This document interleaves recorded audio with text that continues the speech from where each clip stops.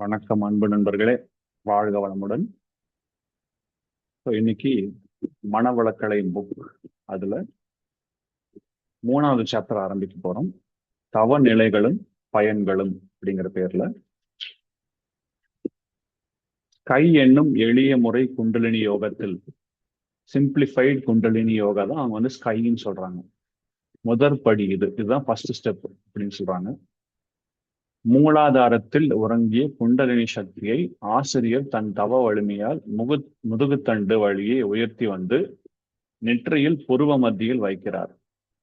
அதாவது நீங்க அந்த மனவளக்கலை மன்றத்தில் போய் இந்த பயிற்சி எடுத்துட்டீங்கன்னா, மூலாதார சக்கரம் ரூட் சக்கரா. ரூட் சக்கரா நம்ம உட்கார்ந்தோம்னா நம்ம பாடி டச் ஆகுது இல்லைங்களா, இங்கதான் நம்ம ரூட் சக்கரா இருக்குது. அங்கிருந்து மேல கொண்டு வந்து உங்களோட 2 புருவ மத்தியில் உங்களுக்கு போக்கஸ் கொடுக்கற மாதிரி பண்றாங்க.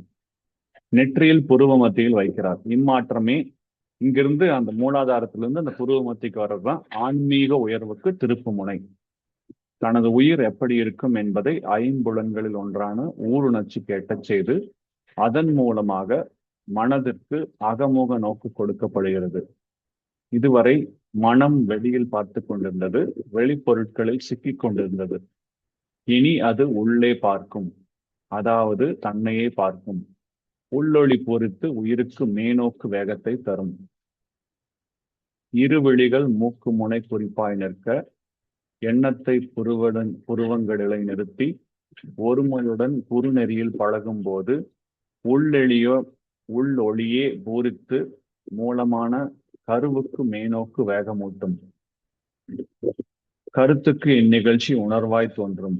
அருவ நிலையாம் ஆதி உருவாய் வந்த அத்துவித ரகசியம் விளக்கமாகும்.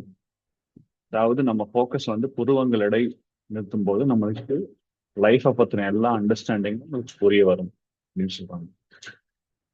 ஏறுபடி என்று சொல்லப்படும் ஆக்கினை தவத்தினால், ஆக்கினைங்கிறது ஆக்னி சக்கரா, நம்ம இரண்டு புருவங்களுக்கு மத்தியில் இருந்த சக்கரம் பேரு ஆக்னி சக்கரம், 6வது சக்கரம். பொருள் கவர்ச்சி நீங்கும், தன்னிலை விளக்கம் கிடைக்க வழி திறக்கும், விரும்பிய நல்வழியில் நிற்கும் திறன் கிடைக்கும், ஆசை பேராசையாக விரியாமல் தடுக்கப்படும், அளவோடு நிற்கும், விளைவறிந்து செயல்படும் அயரா விழிப்பு நிலை கிடைக்கும், புறமனதிற்கு நுட்பமும் வேகமும் விருத்தியாகும், பொருள் அனுபவத்திலேயே நாட்டம் செல்வது தவிர்க்கப்படும், புலன்களை கட்டுக்குள் வைத்திருக்க இயலும், சப்ரஷன், முரட்டு வைராக்கியம், வெறுப்பை அடிப்படையாக கொண்ட கடுஞ்சித்தம் இவை ஏதுமின்றி இயல்பாகவே புலன்கள் அடங்கி போகும். ரொம்ப ஈகோ பிடிச்சு நிக்கிறது, ரொம்ப வெறித்தனமா கோபம் இருக்கிறது, பழைய விஷயங்கள் எல்லாம் அப்படியே மனசுல போட்டு புதைச்சு வச்சிருக்கிறது, அந்த வெறுப்பு, அந்த ஹேட், அதெல்லாமே போய் இந்த மாதிரி தேவையில்லாத விஷயங்கள்லாம் அடங்கி போகும் அப்படிங்கிறாங்க. ஆக்கினையின் பெருமையை இன்னும் சொல்லிக் கொண்டே போகலாம். இதன் மகிமையை பெரியோர்கள் நன்கு உணர்ந்திருக்கிறார்கள். நாசி நுனி என்றால் துவாரங்கள் இருக்கும், கீழ் நுனி அன்று நெற்றியை ஒட்டிய மேல் நுனியாகும். முத்து முகப்பு என்று இதனை சித்தர்கள் அழகுற வர்ணித்துள்ளனர்.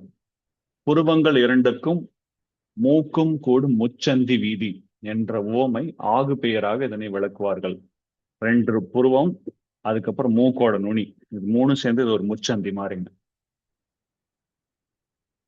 5 ஆதாரங்களுக்கு மேலே ஆக்னியாவது 6வதாக இருப்பதால் பஞ்சனை மேல் இருக்கை என்று உருவகப்படுத்துவார்கள். ஆக்கினையில் தவம் ஏற்ற அங்கே ஆசிரியர் உணர்த்திய உயிரின் அசைவியை கவனிக்க வேண்டும்.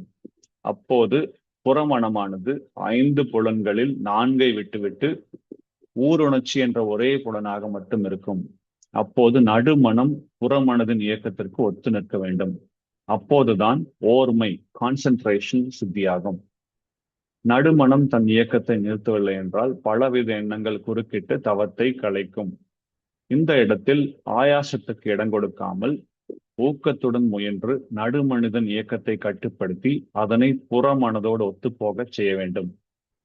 போக போக எண்ணங்கள் குறுக்கிடாத அசைவிலா ஓர்மை நிலை சித்தியாகும். இந்த மாதிரி பயிற்சியெல்லாம் நீங்க பல காலம் பண்ணணும். 1 வாரம், 2 வாரம், 1 மாசம் இந்த மாதிரி பண்ணாலும் பத்தாது. ரொம்ப நாள் ப்ராக்டிஸ் பண்ணும்போதுதான் இந்த மாதிரி ஒரு டீப் மெடிடேஷன்ல போக முடியும். இந்த மெடிடேஷன் வந்து நீங்க பண்ண பண்ண உங்களோட வாழ்க்கையில எல்லா விதமான ஏரியாலையும் உங்களுக்கு வந்து பெனிஃபிட்ஸ் கிடைக்கும், எல்லாமே இம்ப்ரூவ் ஆகும். So I'm wishing you all the best. Have a wonderful day. God bless you all. Take care. நாளைக்கு சந்திப்போங்க.